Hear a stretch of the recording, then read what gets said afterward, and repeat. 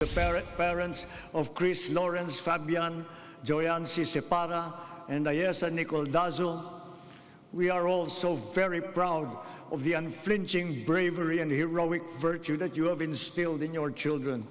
They are an inspiration to us all. Their courage and their selflessness, true Filipino qualities, are the virtues that these trying times call for.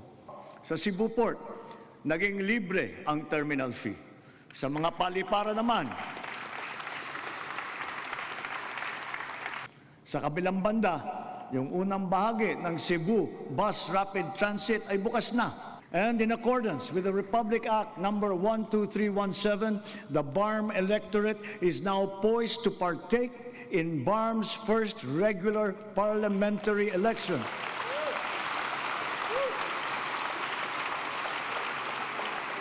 This is a critical accomplishment under the Comprehensive Agreement on the Bangsamoro.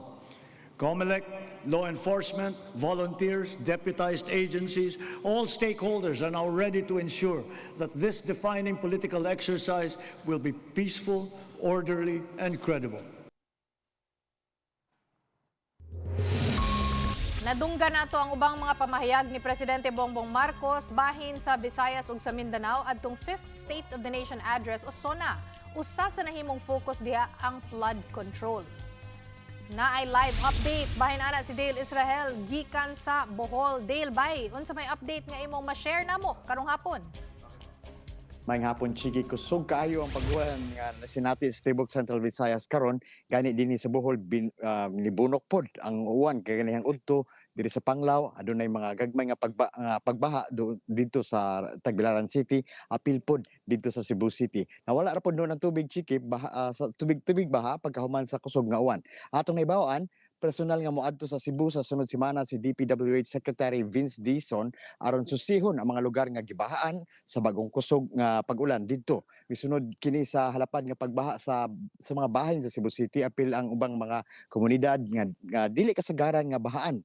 Sumala ni Dizon, susihon niya kung kinahanglan ba sa Cebu ang lapad nga pag-ayo ug pag-upgrade sa drainage system nga kasamtangan gipatuman didto sa Metro Manila.